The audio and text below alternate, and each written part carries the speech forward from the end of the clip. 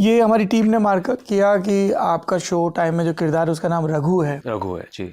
और पहली फिल्म में भी आपका नाम जी, फुटपाथ में। हाँ, ये सही बात है कि फुटपाथ के पहले सीन के लिए आपको 35 टेक करने पड़े थे?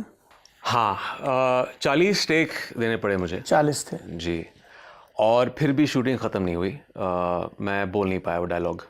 और डायलॉग उस था? दिन एक सीन था जहाँ पे आफताब शिवदसानी एक गाड़ी के सामने है, वहाँ से हेडलाइट का बीम है मेरे चेहरे पर, तो मैं उनसे कहता हूँ कि बत्ती बंद कर, बैटरी डाउन हो जाएगी तो कोई धक्का मारने वाला नहीं आएगा गाड़ी को। तो वो डायलॉग बोलते बोलते 40 टेक निकल गए, ठीक तरह से लफ्ज़ नहीं निकल रहे थे मेरे मुंह से। बहुत डरा हुआ था मैं। किस बात का डर था? वो देखिए, मैंने कभी सोचा नहीं था कि मैं एक्टर बनूंगा। मैं एक्टिंग क्लास तो मैंने कर ली, 1 महीने वाली। 1 महीने वाली, जो एक्चुअली इनफ नहीं था, रोशन तनेजा? काफ़ी नहीं था। रोशन तनेजा, आपने अपना रिसर्च किया है। Thank you sir, credit goes to Roshan my team. Taneja के पास गया था, उससे पहले मैं गया था सत्यदेव दुबे जी के पास, जो पृथ्वी थिएटर में हुआ करते थे। और वहाँ पे थोड़ा एक मैंने क्रैश कोर्स वहाँ भी किया था। तो ये कभी मेंटल प्रेप था नहीं कि सेट का एनवायरनमेंट कैमरे के इस साइड पर कैसा होगा। पहला शॉट हो गया, वाइड शॉट, लोगों ने तालियां बजा दी। फिर आया क्लोजअप का शॉट। पता नहीं क्यों मैं इतना नर्वस हो गया, क्योंकि वहाँ दूर कहीं मेरी ग्रैंडमदर आ गई, मेरी आंट आ गई, भट्ट साहब आके बैठ गए वहाँ पे। वो परफॉर्मेंस एंग्जाइटी जो मुझे लगने लगा, तभी मैं ज़ाहिर भी नहीं कर सकता हूँ मेरे दिमाग में क्या चल रहा था उस वक्त। और फिर बस मैं बोल नहीं पा रहा था। 40 टेक हो गए, पैकअप करना पड़ा। रात की शूटिंग थी, 7 से 5 बजे सुबह तक।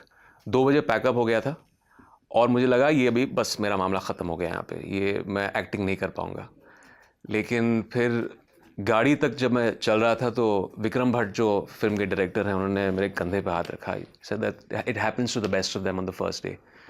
कल आना, सब ठीक हो जाएगा।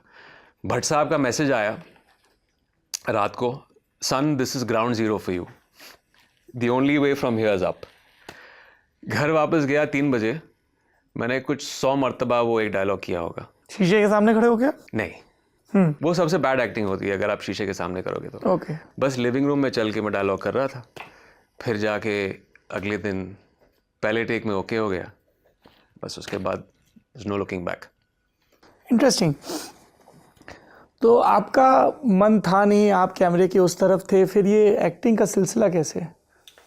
ये एक्चुअली ये गलती मैं भट्ट साहब को या इसकी जो भी है, मैं उनको श्रेय दूंगा।